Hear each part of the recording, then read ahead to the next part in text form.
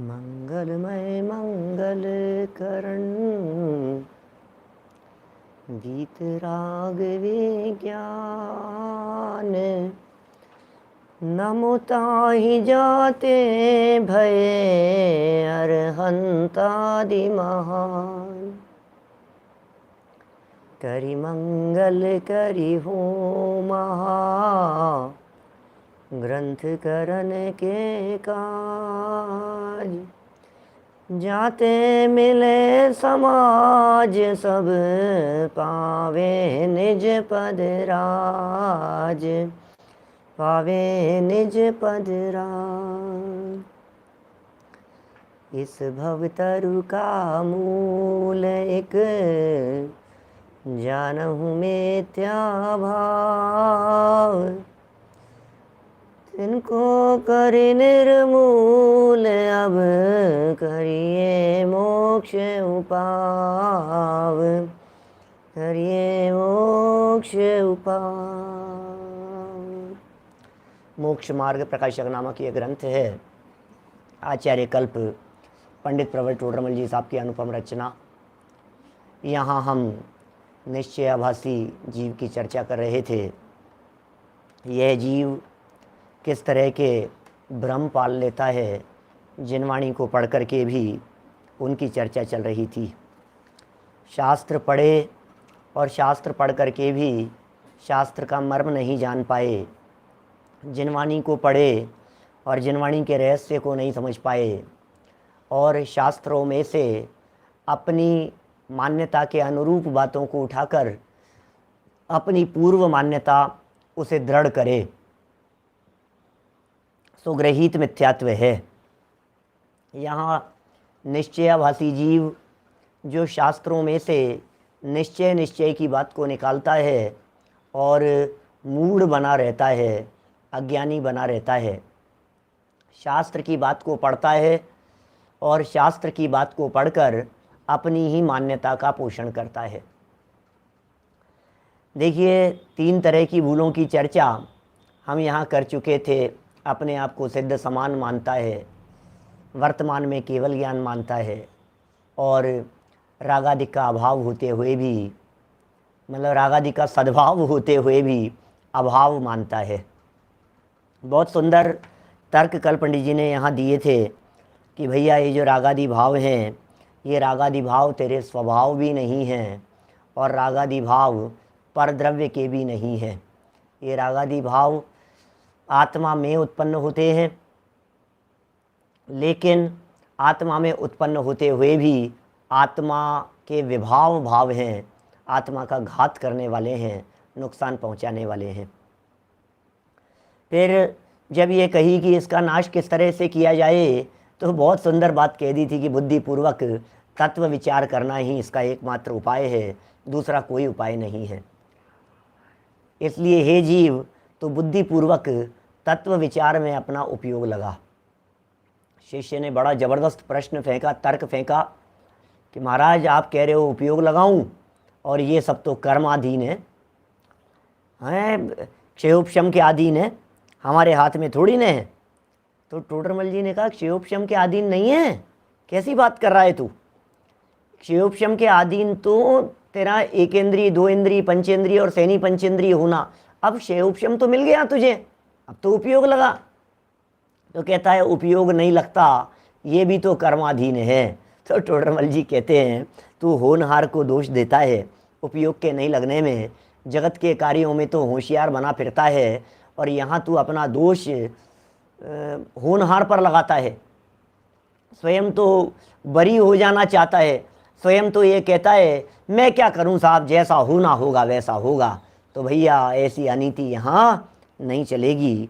तेरी ये बातें झूठी है, तू झूठी बातें बनाता है, व्यापार घर गृहस्थी के कार्यों में होशियार बनता है, और यहाँ अपने आप को मुक्त रखता है इन सब प्रवृत्तियों से। तो तेरी ये दृष्टि खोटी दृष्टि है, तेरी यह मान्यता मिथ्या मान्यता है, यह उल्टी विपरीत मान्यता है। देखिए, एक और नई भूल से आज हम रूबरू कराते हैं आपको। 198 नंबर का पेज है, और यह अज्ञानी ऐसा मानता है कि कर्म नौकर्म का संबंध होते हुए भी आत्मा को निर्बंध मानते। ओ क्या कह दिया, कर्म का संबंध है या नहीं है आपके? अरे साहब मैं तो निर्बंध हूं। निश्चयवासी जीव अपने आप को अबंध कहता है। ओह मेरे में बंधन नहीं है, मैं बंधन से रहित हूँ, मैं तो सदा काल मुक्त हूँ, मुक्त मेरा स्वभाव है, मुझे कर्मों ने बांधा ही नहीं है, मैं तो कर्म से सदा सदा से रहित ही रहा हूँ। ऐसा ऐसा चिंतन करता है, ऐसा विचार करता है। टोडरमल जी कह रहे हैं सो भूल क्या है इसमें? कर्म और नौ कर्म का संबंध होते हुए भी, माने इस जीव के कर्म का संबंध है, नौ कर्म का संबंध है, और मानता क्या है? निर्बंध मानता है। तो कह रहे हैं इनका बंधन प्रत्यक्ष देखा जाता है। आपको दिखाई नहीं देता क्या इनका बंधन? क्या आपको कर्म का बंधन दिखाई नहीं देता? क्या आपको नौ कर्म का बंधन दिखाई नहीं देता? बोलो। कर्म और नौ कर्म का बंधन नहीं, सब तो ऐसा कहा है, मैं तो बंधा नहीं हूं। मैं तो भैया टोडरमल जी कह रहे हैं ज्ञानावरणादिक से ज्ञानादिक का घात देखा जाता है। तेरे ज्ञान की अल्पता दिख रही है या नहीं? तेरे ज्ञान की मंदता दिख रही है या नहीं? याद किया हुआ भूल जाता है या नहीं कि हाँ ऐसा तो होता है? तो क्यों होता है ऐसा? तेरी इस ज्ञान की परिस्थिति को देखकर, तेरी बाहरी परिस्थितियों को देखकर, तेरे अटकते हुए काम को देखकर, तेरे रागादि विकारी भाव को देख करके हम ये दावे के साथ कह सकते हैं कि तेरे कर्म का बंधन है। क्या ख्याल में आ रही है बात? तुझे कर्म का बंधन है। कर्म का बंधन न हो तो वर्तमान में ऐसी दशाएं क्यों दिखाई देती है? विकारी क्यों बना फिर रहा है? दर दर की ठोकरें खाता हुआ क्यों दिखाई दे रहा है? मंद बुद्धि क्यों दिखाई दे रहा है? याद की हुई चीज उपयोग से क्यों विस्मृत हो जाती है? आखिर इन सब के पीछे कोई तो कारण होगा। बोलो। आप कह रहे हो साहब कर्म का बंधन नहीं है मुझे, मैं कह रहा हूं कर्म का बंधन है आपको। कैसे कैसे माने कर्म का बंधन? कर्म का बंधन मानने के लिए आप थोड़ा बहुत भी मोटा मोटा भी विचार करेंगे तो आपको तुरंत ख्याल में आएगा कि कर्म का बंधन है। मोटा मोटा देखेंगे तो भी विचार आएगा आपको, बंधन है भाई साहब कर्म का। स्पष्ट ख्याल में आएगी आपको ये बात। देखिए क्या कह रहे हैं यहाँ, ज्ञानाधिक का घात देखा जाता है। ज्ञान का घात देखा जाता है। क्या? दर्शन का घात देखा जाता है, चारित्र का घात देखा जाता है, वीर्य का घात देखा जाता है, तेरे क्षमा स्वभाव का अभाव देखा जाता है। क्या? बोलो। ये सब दिखाई दे रहे हैं तुझे, और शरीर द्वारा उनकी अवस्थाएं होती देखी जाती हैं। फिर बंधन कैसे नहीं है? आखिर ये शरीर की अवस्थाएं क्यों हो रही है? आंख नाक कान क्यों बिगड़ते हुए दिखाई दे रहे हैं? संसार दशा क्यों दिख रही है? ये जो कर्म बंधन सहित अवस्था दिखाई देती है, ये सिद्ध कर रही है हमारी वर्तमान पोजीशन को। बोलो। ये जो वर्तमान हमारी अवस्था दिखाई दे रही है, ये अवस्थाएं बंधन सहित अवस्था है। क्यों नरक में चला जाता है? क्यों तिर्यंच में चला जाता है? क्यों डेथ हो जाती है? क्यों परिस्थितियां बिगड़ जाती है? क्यों परिस्थितियां प्रतिकूल हो जाती है? क्यों दांत हिलने लग जाते हैं? क्यों आंखें जलने लग जाती है? क्यों अटैक आ जाता है? क्यों पेट दर्द करने लगता है? बताओ तो सही, आखिर कारण क्या है? कर्म बंधन सहित अवस्था है, सिद्ध होती है ये बात। कर्म और नौ कर्म, इन दो से रहित मान रहा था अपने आप को। ये ऐसा समझ रहा था कि कर्म का संबंध भी नहीं है और नौ कर्म का संबंध भी नहीं है। और टोडरमल जी ये कह रहे हैं, एक तो ज्ञानादिक का घात दिखाई देख रहा है, दूसरा शरीर द्वारा उसके अनुसार अवस्थाएं होती देख। किसके अनुसार अवस्थाएं? ध्यान देना वाक्य क्या है। शरीर द्वारा उसके अनुसार अवस्थाएं। किसके अनुसार अवस्थाएं? शरीर द्वारा उसके अनुसार अवस्थाएं। किसके अनुसार? बंधन के अनुसार, कर्म बंध के अनुसार अवस्थाएं होती देखी जाती हैं। अवस्थाएं होती देखी जाती है। बंधन के अनुसार अवस्थाएं दिखाई देगी, उदय के अनुसार परिस्थितियां बदलती हुई दिखाई देगी। बोलो आप, शरीर की जितनी भी अवस्थाएं दिखाई दे रही है, बुखार हो गया तो क्यों हो गया? शरीर की अवस्था है ना, बुखार हो गया, तबीयत खराब हो गई, बिगड़ गई। अब ये जो भी अवस्थाएं दिखाई दे रही है संसार में, इन सब में कर्म के उदय का निमित्त है। प्रश्न है हमारा कि कर्म के उदय का निमित्त है, तो कर्म का उदय किसका है ये? अब तुम कहो कि हमारे बंधन नहीं है, बंधन नहीं है भैया हमारे, तो बंधन नहीं है तो अवस्था तो दिखाई दे रही है। भैया रोग है इसलिए ये अवस्थाएं दिखती है, अवस्थाएं दिखती है उससे रोग पकड़ में आता है। ये बातें पीछे कर्म बंधन रूपी रोग की सिद्धि करते समय दूसरे अधिकार में कही थी, आपके ख्याल में आती है क्या बात? प्रकट यह बात सिद्ध हो गई थी, यह बात स्पष्ट रूप से आपके ख्याल में आनी चाहिए। बोलो, पीछे सिद्ध किया था बीमारी है आपके कि हाँ बीमारी नहीं है साहब, बीमारी नहीं है। तो बोले अवस्था किसकी है?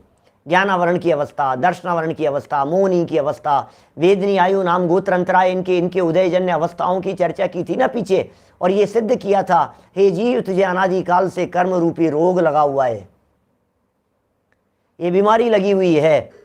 और ये कहता था मेरे कोई बीमारी नहीं है, और आचार्य देव ने ये सिद्ध किया, टोडरमल जी ने ये सिद्ध किया कि भैया बीमारी है, तेरे बीमारी है। रोग सिद्ध किया, अनादि रोग की सिद्धि की, रोग का निदान किया दूसरे अधिकार में, और विविध प्रकार की अवस्थाएं और दुख उसके उदय से होने वाली परिस्थितियां, ये सब तीसरे अधिकार में चर्चा की। बोलो, एक इंद्री में क्या दुख उठाए, पंचेंद्री में क्या दुख उठाए। 868 नंबर पेज का वो वाक्य, जो प्रत्यक्ष अनुभव आते हुए को महसूस नहीं करता, वो कहे हुए को क्या स्वीकार करेगा। मनुष्य गति के दुखों की चर्चा। हमारा इतना कहना है आपसे, इन सब अवस्थाओं को देखकर अनुमान लगाया जाता है, इन सब अवस्थाओं को देखकर बीमारी हो गई, तकलीफ हो गई, ब्रेन में प्रॉब्लम हो गई, हार्ट में प्रॉब्लम हो गई, किडनी में प्रॉब्लम हो गई, किसने कर दिया? कान दर्द कर रहा है, इतना तेज बर्दाश्त नहीं हो रहा है, किसने कर दी भाई साहब? इस शरीर की अवस्था के लिए कौन कारण दिखाई देता है? देखो, निमित्त कारण है भैया, ध्यान देना, निमित्त कारण है। उपादान कारण तो शरीर का परिणमन स्वयं है, स्वयं के शरीर का परिणमन है, लेकिन निमित्त, निमित्त क्या? निमित्त भी तो है कोई चीज, वो क्या है? निमित्त कारण। देखिए 198 पेज पर इन्होंने ये जो एक ही वाक्य दे दिया कि ज्ञानावरणादिक से, ज्ञानावरणादिक से, इसमें दोनों प्रकार की बातें आएगी, क्योंकि ज्ञानावरण आदिक में अकेला ज्ञानावरण नहीं है, ज्ञानावरण आदिक में 8 कर्म है। और इससे क्या होता है?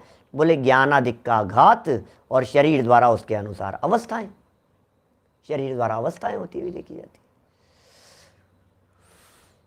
फिर बंध कैसे नहीं है?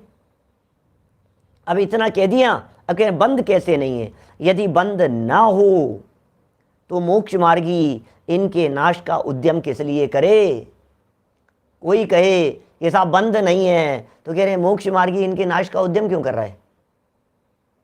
नहीं साहब बंध नहीं है, बंधन नहीं है साहब। अच्छा बंधन नहीं है, पक्का नहीं है तुम्हारे बंधन, तो फिर मोक्ष के लिए प्रयत्न क्यों करेगा? मोक्ष मार्ग कैसे शुरू होगा? कितनी बड़ी चीज खड़ी हो जाएगी भाई साहब, न मोक्ष हो पाएगा, न मोक्ष मार्ग हो पाएगा, मार्ग दुर्लभ हो जाएगा। तो फिर साहब ये कहता है मैं क्या करूं यार, शास्त्र में लिखा है यार, आप मेरी शास्त्र की बातों को क्यों काटते हो? मेरे कोई घर की बात है क्या? शास्त्र में लिखा है क्या? ये शास्त्र में लिखी हुई बातें। यहां कोई कहे कि शास्त्रों में आत्मा को कर्म नौकर्म से भिन्न अबद्ध स्पष्ट कैसे कहा है? ओह, तर्क न्याय युक्ति से बात करेंगे पंडित जी साहब, बात कहेंगे। शास्त्र की बात, शिष्य शास्त्र की बात कहता है, टोडरमल जी तर्क दे करके बात कहते हैं। कहीं कहीं पढ़ी है क्या आपने ये बात? अबद्ध स्पष्ट वाली बात पढ़ी है क्या कहीं आप लोगों ने? कोई सब स्वाध्यायी लोग हैं, आप लोगों ने कहीं ये बात पढ़ी है कि आत्मा अबद्ध स्पष्ट है? अबद्ध, बंधा नहीं है, अबद्ध स्पष्ट। कर्मों ने आत्मा को छुआ नहीं है, कर्म बंधन से आत्मा सदा काल रहित है। कहाँ पढ़ा है आपने? समय सार में पढ़ा है। समय सार की गाथा नंबर 14 नंबर की गाथा है, 14 नंबर की गाथा है। क्या 14 नंबर गाथा में अवध पुट्ठ अनन्य नियत, अवध स्पष्ट है, अनन्य है, नियत है, अविशेष है, अलग अलग विशेषण देकर के। अरे टीकाकार अमृतचंद्र स्वामी तो गजब के उदाहरण देकर के इन बातों को सिद्ध करते हैं। 14वीं गाथा में बहुत प्रसिद्ध गाथा है ये, 14-15 नंबर की गाथाएं बड़े गजब का प्रकरण है। और कमलिनी का उदाहरण दिया, कमल पत्र का। जल में रहता हुआ भी कमल पत्र जिस तरह से जल को छूता नहीं है, ओहो। पानी में डूबा हुआ वो कमल पत्र, पानी के से स्पर्शित, पानी से देखने पर ऐसा लगता है कि ये स्पर्शित दिखाई दे रहा है, लेकिन कमल पत्र के समीप जाकर के देखने पर वो जल से सदाकाल अस्पर्शित दिखाई देता है।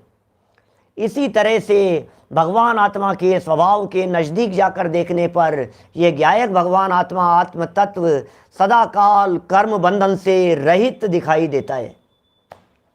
इसको कर्म बंध है ही नहीं। ये बात शास्त्र में अमृत चंद्राचार्य कह रहे हैं, यह बात समय सार में लिखी हुई बात है भाई साहब। आत्मा को कर्म ने छुआ नहीं है, क्योंकि आत्मा अमूर्तिक है, आत्मा अस्पर्शी है, और ये कर्म पुद्गल हैं, जड़ हैं। ये बात पीछे टोडरमल जी साहब भी कह चुके हैं। कई बार टोडरमल जी साहब ने आत्मा और शरीर आदि के बीच में, आत्मा और कर्मों के बीच में जब अनादि कर्म बंधन की सिद्धि की चर्चा भी की, 25 नंबर पेज पर भी जब चर्चा आई, तो टोडरमल जी साहब ने कई बार इन बातों को खोला। भैया कर्म जड़ हैं, भैया कर्म अचेतन है, भैया कर्म में ज्ञान नहीं है, आत्मा ज्ञान वाला है, आत्मा में चेतनता है, आत्मा अमूर्तिक है। क्या तो ये अमूर्तिक प्रदेशों का पुंज 38 नंबर 38 पेज नंबर पर चर्चा आई। आत्मा अमूर्तिक प्रदेशों का पुंज है, और ये जड़ कर्म शरीर आदि ये मूर्तिक दिखाई देते। कितना अंतर है दोनों में। तो मेरा क्या है, भगवान आत्मा कर्म से सदा सदा के लिए भिन्न है। कि साहब ये बात आप कह रहे हो, सच्ची कह रहे हो कि नहीं पंडित जी? कि सच्ची कह रहा हूं भैया। तो आप कहो तो सच और मैं कहूं तो गलती। तो नए विभाग नहीं जानता बस। कि तुम कहो तो झूठी और पंडित जी कहें तो सच्ची, ऐसा कैसे चलेगा?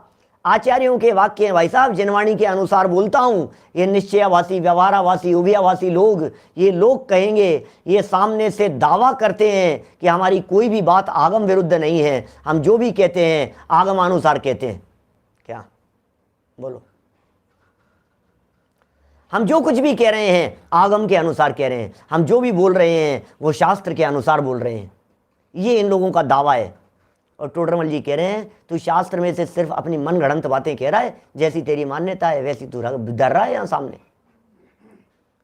मुझे सब शास्त्र की बात है, शास्त्र की बात है। तो शास्त्र में से यही बात पढ़ी है तूने? कभी शास्त्र में ये नहीं पढ़ा कि आत्मा कर्म बंधन में है? कभी शास्त्र में ये नहीं पढ़ा कि तेरी संसार दशा है? कभी शास्त्र में तूने ये बात नहीं पढ़ी कि अनंत काल हो गया संसार में रुलते हुए? कभी शास्त्र में तूने ये बात नहीं पढ़ी है कि कर्म बंधा है,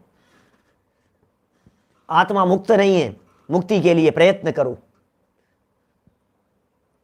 कोशिश करो? आप ये बातें पढ़ी हैं कि नहीं आपने शास्त्र में? नहीं, ये इन बातों में कुछ दम नहीं है, सब व्यवहार की बातें, व्यवहार की बातें। सच्ची बात तो ये है कि बंधा नहीं है। अरे भाई उड़ाने जैसी नहीं है वो बात भी। सारा मोक्ष मार्ग खत्म हो जाएगा यदि तू इसे उड़ा देगा तो। कर्म बंधन का अभाव स्वीकार कर देने पर न मोक्ष होता है न मोक्ष मार्ग होता है। जब मोक्ष और मोक्ष मार्ग की स्वीकृति नहीं होती तो अनंत संसार खड़ा होता है। तर्क सुनना पंडित जी के, शास्त्र की बात को सिद्ध किया। अभी हमने शास्त्र की बात आपके सामने रखी, आत्मा को अबंध निर्बंध कह करके। अब पंडित जी का जवाब सुनो। संबंध अनेक प्रकार के हैं भैया, अपेक्षा समझ। हर विवाद का हल हो सकता स्यादवाद के द्वारा। एकांती मत बन। एकांतवाद का निषेध किया है हमारे यहाँ। एकांतवादी, एकांत नाम का एक मिथ्यात्व कहा है 5 प्रकार के मिथ्यात्वों में। विपरीत, एकांत, विनय, संशय, अज्ञान। ये क्या है? एकांत नाम का मिथ्यात्व, एक ही पक्ष को स्वीकार करता है, दूसरे पक्ष को मानता नहीं है, द्वितीय पक्ष भी स्वीकार करने योग्य है। देखिए जरा, संबंध अनेक प्रकार के हैं। वहां तादात्म्य संबंध की अपेक्षा आत्मा को कर्म नौकर्म से भिन्न कहा है। ओ हो, आत्मा कर्म से भिन्न है। ओ भैया, आत्मा कर्म से भिन्न है। क्यों भिन्न है? क्योंकि आत्मा का और कर्म का तादात्म्य संबंध नहीं है। तादात्म्य जानते हैं? तादात्म्य क्या होता है? तादात्म्य माने एक मेक, तादात्म्य माने जिन्हें अलग नहीं किया जा सके, तादात्म्य माने बिल्कुल भिन्न, तादात्म्य माने जिनको उठा करके अलग रख देवे, जिन्हें कोई उठा करके ले जावे, वो तादात्म्य नहीं है। और जिनको अलग न कर सके, जैसे मिश्री की मिठास का मिश्री के साथ में तादात्म्य है, नमक के खारेपन का नमक के साथ में तादात्म्य है, अग्नि की उष्णता का अग्नि के साथ में तादात्म्य है, ज्ञान का आत्मा के साथ में तादात्म्य है। बोलो क्या कहा? आत्मा के साथ में उसके ज्ञान दर्शन चारित्र आदि गुणों का तादात्म्य है, इनका तादात्म्य कहा है। आत्मा के साथ में किसके तादात्म्यपन की बात करें? बोले गुणों के साथ में तादात्म्य। तो राग के साथ में, राग के साथ में भी तादात्म्य। ध्यान देना, पीछे कल की थी चर्चा, क्षणिक तादात्म्य संबंध है क्योंकि वो उसकी पर्याय में है। तो सब द्रव्य कर्म के साथ, अरे द्रव्य कर्म तो पुद्गल है, उसके साथ में नहीं है तादात्म्य संबंध। वो पृथक है, वो जड़ है, वो अचेतन है, वो ज्ञान रहित है। जड़ कर्म ज्ञान रहित हैं, ज्ञान से शून्य है वे कर्म। उनमें स्पर्श है, कर्मों में उनमें गंध है, रस है, वर्ण है। पुद्गल परमाणुओं की बात कर रहा हूं मैं। धूल जैसे कण है, मिट्टी जैसे कण है, चिपकते हैं आत्मा के साथ में, आत्मा में चिकनाई देख करके। तो उन जड़ कर्मों के साथ में आत्मा का चूंकि तादात्म्य संबंध नहीं है। देखिए क्या कहा, चूंकि तादात्म्य संबंध नहीं है इसलिए इस अपेक्षा से आत्मा को कर्म नौकर्म से भिन्न कहा है। ओहो, तादात्म्य नहीं होने की अपेक्षा से कर्म और नौकर्म से भिन्न कहा है। क्योंकि द्रव्य पलटकर एक नहीं हो जाते, पलट करके एक नहीं हो जाएंगे भाई साहब, अलग अलग हैं, ये समझ लेना आप। द्रव्य कर्म कभी भी चेतन नहीं हो जाएगा, चेतन कभी भी द्रव्य कर्म रूप नहीं हो जाएगा। इस तरह की भिन्नता जानिए आप। और इसी अपेक्षा से, ये अपेक्षा बतला दी, तादात्म्य संबंध नहीं होने की अपेक्षा कर्म और आत्मा भिन्न भिन्न है, ये समझ लेना। इसी अपेक्षा से अबद्ध स्पष्ट कहा है, इसी अपेक्षा से अबद्ध स्पष्ट कहा है। तथा अब गजब की बात देखना आगे, निमित्त नैमित्तिक संबंध की अपेक्षा बंधन है ही। निमित्त नैमित्तिक संबंध तो मानना ही पड़ेगा। क्या बोलो? माने कर्म का संबंध आत्मा के साथ में निमित्त नैमित्तिक देखा जाता है। आत्मा के साथ में कर्म का बंधन है, उनके निमित्त से आत्मा अनेक अवस्थाएं धारण करता है। कर्म के निमित्त से कभी नरक में चला गया, एक इंद्रिय दो इंद्रिय विकलत्रयों में चला गया। क्यों चला गया? कर्म के निमित्त से चला गया, कर्म के उदय के निमित्त से चला गया। उदय का निमित्त है। संयोग, विकृतियां, दर्शन पर आवरण, मिथ्यात्व रूप परिणमन, क्रोधादि भाव रूप विभाव भाव रूप परिणमन, बोले सब में निमित्त है कर्म के उदय का। इसलिए अपने को सर्वथा निर्बंध मानना मिथ्या दृष्टि है। सर्वथा निर्बंध मानना, ये सर्वथा शब्द बड़ा गजब का है। पंडित जी यदि सर्वथा शब्द नहीं देते तो बड़ी गड़बड़ हो जाती। सर्वथा निर्बंध मानना मिथ्या दृष्टि है, माने कथनचित निर्बंध मानना ये सम्यक दृष्टि के भी होता है। रहस्य समझ में आना चाहिए, रहस्य ख्याल में आना चाहिए हमारे। सर्वथा निर्बंध माने, किसी भी अपेक्षा से बंधन नहीं माने तो मिथ्या दृष्टि। और किसी अपेक्षा से बंधन स्वीकार करे और किसी अपेक्षा से अबंध स्वीकार करे, बोले ज्ञानी है। ज्ञानी जीव भी स्वीकार करते हैं इस बात को कि आत्मा बंधा नहीं है, आत्मा तो मुक्त है। देखिए, फिर यहाँ कोई कहता है, इसी चर्चा को थोड़ा सा बढ़ाते हैं। यहाँ कोई हमें कहे कि हमें तो बंध मुक्ति का विकल्प करना नहीं है, क्योंकि शास्त्र में ऐसा कहा है। लो, ये क्या कह रहा है? अरे यार, हमें बंधन मुक्ति नहीं करनी है। नहीं नहीं नहीं, हमें बंधन नहीं है, हमें मुक्ति नहीं है। यार, बंधन मुक्ति के चक्कर में जबरदस्ती के संकल्प विकल्प खड़े होते हैं, और इस बंधन मुक्ति की चक्कर में ये आत्मा बनता है, खामे खामे पेसता है। चर्चा ही क्यों करना? सुनो, कोई व्यक्ति यदि रात को भूत से डरता हो, भूत की चर्चा से, बुरे सपना आते हो, उसे डर लगता हो, उसे ऐसा लगता हो यार भूत भूत की बात मत करो, तो उसके सामने भूत का सद्भाव बताएं तो भी उसे डर लगता है, और भूत का अभाव बताएं तो भी उसे डर लगता है। क्या करें भाई साहब, बोलो? समझ में आ रही है बात? आत्मा के बारे में कोई व्यक्ति ये कहे, मतलब भूतों के बारे में डर लगता है मुझे, तो उसको कहें नहीं नहीं यहाँ कोई भूत नहीं है, भूत नहीं है, तो डरे मत, भूत नहीं है। तो कहेगा यार आप भूत की चर्चा ही क्यों कर रहे हो, लेकिन भूत भूत कह करके मेरे दिमाग में भूत क्यों डाल रहे हो? ऐसे ही यहाँ कह रहे हैं बंधा है कि मुक्त है, यार आप संकल्प विकल्प मत कराओ, आत्मा तो है जैसा है, न बंधा है न मुक्त है। निषेध कर रहे हैं शास्त्र में। हम भी जब कभी आपको ये योगसार की गाथाएं, परमात्मा प्रकाश की गाथाएं पढ़ाएंगे, वो प्रकरण यदि आपके बीच में चलाएंगे, तो फिर हम भी यही कहेंगे कि भैया बंधन और मुक्ति, मुक्ति भी नहीं, बंधन माने जेल, आत्मा बंधा नहीं है, तो आत्मा मुक्त तो है, मुक्ति तो है आत्मा को, कि मुक्ति भी तब संभव है जब बंधा हुआ हो। बंधन से छूटने का नाम मुक्ति है, जब मैं बंधा ही नहीं था तो मुक्ति किस बात की? कि साहब जेल से छूट करके कब आए? वही बात है, अरे भैया मैं गया ही नहीं। हाँ नहीं गए नहीं, वो तो ठीक है, लेकिन आए कब आप जेल से? अरे मैं कह रहा हूं मैं गया ही नहीं। आपने झूठ बोलना कब छोड़ दिया? 10 लक्षण के बाद छोड़ दिया होगा झूठ बोलना, अष्टानिका के बाद छोड़ दिया होगा झूठ बोलना, 2 साल से तो झूठ बोलना छोड़ दिया ना। इसका मतलब क्या है? पहले बोलते थे मुक्त मुक्त मुक्त, मुक्ति, मुझे मुक्ति मिल गई, मैं मुक्ति को प्राप्त करूंगा कि मैं मुक्त हूं। भैया बंधन होगा तो बंधन के अभाव का नाम मुक्ति है। तो बंधन और मुक्ति दोनों प्रकार के विकल्प नहीं होवे, तो कहते हैं यह चैतन्य आत्मा तो मुक्त है। क्या बोलो, ख्याल में आ रही है बात? ये बातें आगम की बातें हैं। योग सार में जहां आत्मा को परमात्मा कहकर के पुकारा गया है 22-23 नंबर गाथा में, आत्मा ही परमात्मा है, अप्पा सो परमप्पा ऐसा कहकर के पुकारते हैं, आत्मा ही परमात्मा है। बट यहां ऐसे निश्चयवासियों का निषेध कर रहे हैं,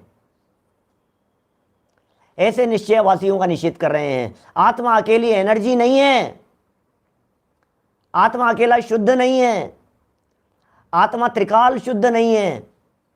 द्रव्य दृष्टि से यदि त्रिकाल शुद्ध कहते हो तो हमें स्वीकार है, लेकिन वर्तमान पर्याय में बंधन है, उसे भी स्वीकार करो। अनेकांत है हमारे यहाँ, इस अनेकांत के आधार पर वस्तु स्वरूप की सिद्धि होती है। देखो जरा, ये उद्धरण प्रस्तुत कर दिया है, कहाँ का है? योग सार का 87 नंबर का दोहा है। देखिए, जयी बद्धौ मुक्कौ मुणहि सो बंधहि बंधी यही ऋणबंतु।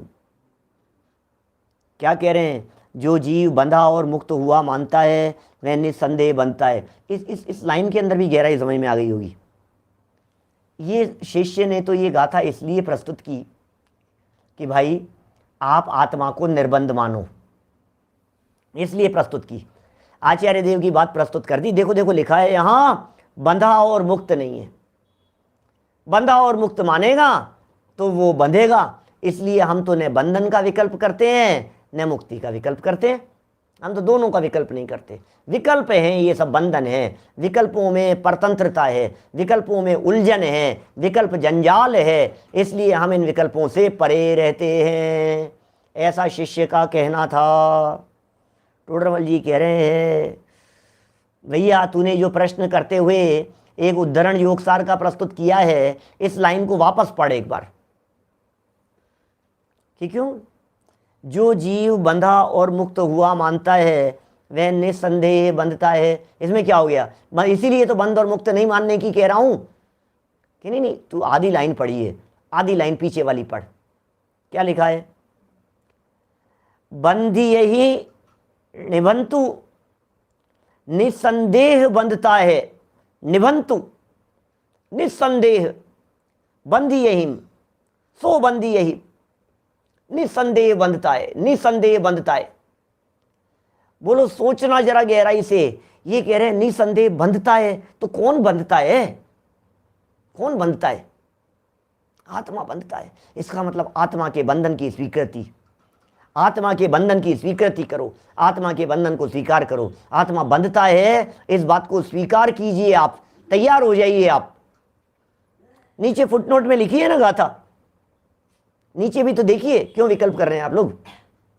देखो 1 नंबर दिया है इसके नीचे, और नीचे लिखिए सहज सरुवई जई रमही सो पावई शिव संतु। इस सहज स्वरूप के अंदर जो रमते हैं वो प्राप्त करते हैं शिव, मोक्ष की अवस्था को प्राप्त करते हैं। अल्प काल में उन जीवों को मुक्ति की प्राप्ति हो जाती है जो इस स्वरूप में रमते हैं, बंधन और मुक्ति से रहित स्वरूप में रमते हैं। अरे मुक्त स्वरूप में जो रमेगा वो मुक्त हो जाएगा, और जो बंधन और मुक्ति संबंधी विकल्प करेगा वो बंधता रहेगा। पंडित जी साहब इसी बंधन को हाईलाइट कर रहे हैं, बंधता है, बंधता है, तू ही कह रहा है बंधता है, तुम नहीं कही है ये बात बंधता है।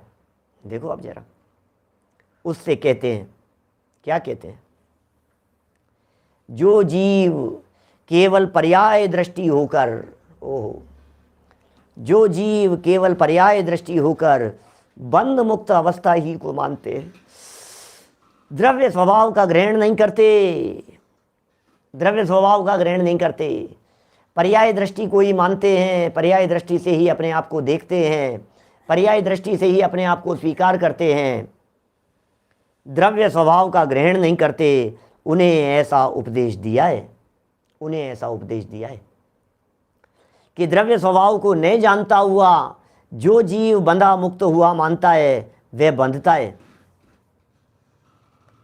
ये उपदेश किसके लिए है? सब तरह के बीमार लोग हैं दुनिया में, दुनिया में कई तरह की बीमारियां हैं, जैसी बीमारी वैसा इलाज, बीमारियां भी बहुत है, इलाज भी बहुत है, दवाइयां भी बहुत है। अब ये कह रहे हैं जैसी बीमारी होती है वैसा इलाज किया जाता है। कि आत्मा बंद है कि निर्बंध है, आप तो एक बात बतला दो हमारे को, बोलो। आत्मा बंधन है, बंधा है कि निर्बंध है, एक बात बतला दो हमारे को। कैसे बतला दें एक बात, जिधर से जैसा देखेगा वैसा दिखाई देगा ना। संसार अवस्था में कर्म बंधन सहित भी है, और द्रव्य दृष्टि से यदि देखे तो इसी संसार अवस्था में सिद्ध समान भी दिखाई देगा। इसी संसार अवस्था में जो निगोद में सो ही मुझ में सो ही मोक्ष में जार, सिद्ध समान सदा पद मेरो, बोलो क्या, सिद्ध समान सदा पद। देखिए ऐसा उपदेश दिया है कि द्रव्य स्वभाव को न जानता हुआ, जिसे द्रव्य स्वभाव की खबर नहीं है, जो जीव बंधा मुक्त हुआ मानता है वह बंधता है। तथा यदि सर्वथा ही बंध मुक्ति ना हो, देखना वही वाक्य जो मैंने अभी हाईलाइट किया ना, उसको पंडित जी लिख रहे हैं यहाँ, मजेदार वाक्य। देखो, तथा यदि सर्वथा ही बंध मुक्ति ना हो तो ये जीव बंधता है, ऐसा क्यों कहे? भाई तू बंधन मुक्ति के बारे में विकल्प करेगा तो तू बंधता है, ऐसा क्यों कहे? बोलो, ऐसा कैसे कहे? तू बंध रहा है, ये बात क्यों कही जाए, कैसे कही जाए? और बंधता है ये बात कह दी है, इसका मतलब ये है कि वो निर्बंध जो है वो द्रव्य दृष्टि से है और पर्याय में बंधन है, इन दोनों की स्वीकृति होनी चाहिए। तथा बंध के नाश का, ओहो, मुक्त होने का उद्यम किस लिए किया जाए? क्या क्या बातें कहते हैं आचार्य देव। एक बात तो कह दिया बंधन होता है।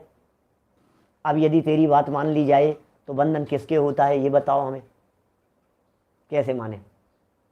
बंधन किसके होता है?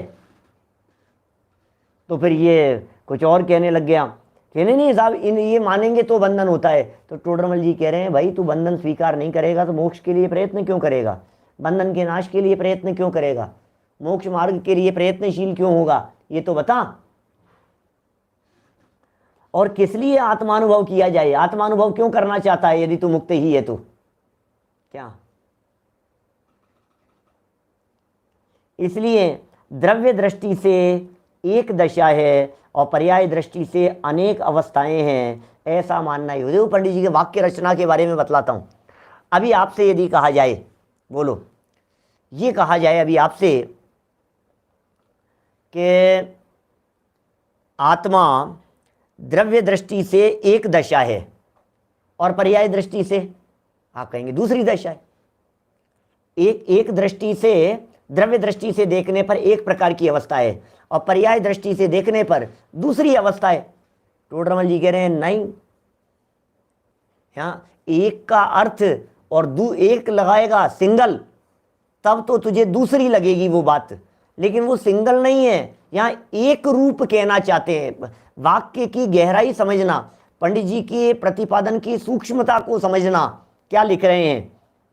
इसलिए इस पैराग्राफ की सेकेंड लास्ट लाइन, लास्ट शब्द, पिताजी साहब देखना क्या कह रहे हैं, ध्यान देना। इसलिए द्रव्य दृष्टि से एक दशा है, माने एक रूप दशा है।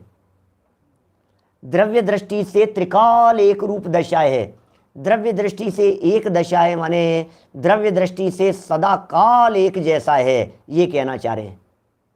और पर्याय दृष्टि से दूसरी अवस्था नहीं, अनेक अवस्थाएं होती है।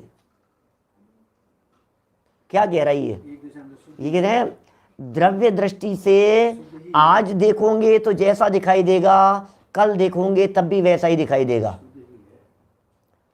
द्रव्य दृष्टि से जब देखोगे तब एक जैसा दिखाई देगा। द्रव्य दृष्टि से निगोदिया को देखोगे तो भी निगोदिया नहीं दिखाई देगा। द्रव्य दृष्टि से अरिहंत देखेंगे तो अरिहंत नहीं दिखाई देंगे। द्रव्य दृष्टि से हमें मनुष्य देखोगे तो मनुष्य नहीं दिखाई देगा। क्या मतलब?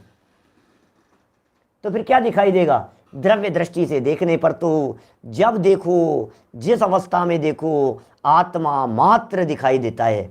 तो द्रव्य दृष्टि से तो एक अवस्था है, एक है भैया, कोई भेद नहीं। और पर्याय दृष्टि से बोले अनेक अवस्थाएं होती है। पर्याय दृष्टि से विविध अवस्थाएं होती है। पर्याय दृष्टि से बालक, युवा, जवान, राग, द्वेष, मोह, छद्मस्त, वीतरागता, अल्पज्ञ, पूर्ण ज्ञानी, विविध अवस्थाएं हैं। पर्याय दृष्टि से देखने पर अनेक प्रकार की अवस्थाएं दिखाई देगी, ऐसा मानना योग्य है। बस किसा पर्याय दृष्टि वाली बात को भी माने कि हाँ हाँ मानो ना, स्वीकार करो ना, क्या दिक्कत है? क्या अभी क्षमावाणी पे करूंगा चर्चा आज स्पेशल प्रवचन के तहत। सुनो क्या कह रहे हैं गुरुदेव का वो वाक्य, यदि हमने किसी को पर्याय दृष्टि से देखा हो तो हमें क्षमा करें। इसका मतलब द्रव्य दृष्टि से देखने योग्य है और क्षमा करें, इसमें पर्याय अपेक्षा बात शामिल है। ये द्रव्य पर्याय का समन्वय है भाई साहब। गुरुदेव के जीवन में ये द्रव्य और पर्याय, इन दोनों का जो समन्वय है ये बड़ा अद्भुत है। ये हमने किसी को पर्याय दृष्टि से देखा हो तो हम सबको द्रव्य दृष्टि से देखते हैं, सबको द्रव्य दृष्टि से देखते हैं कि हाँ जी, तो फिर क्षमा करें, ये बात कहाँ बन गई? हमें क्षमा करें या हम क्षमा चाहते हैं, हम क्षमा मांगते हैं। क्षमा भाव धारण करना यदि मैंने तुम्हारे को पर्याय दृष्टि से देख लिया हो तो। बोलो वज्रसेन जी साहब, आपको यदि पर्याय दृष्टि से मैंने देखा हो तो आप मुझे क्षमा करना। तो क्षमा करना ये द्रव्य दृष्टि में होता है या पर्याय में होता है?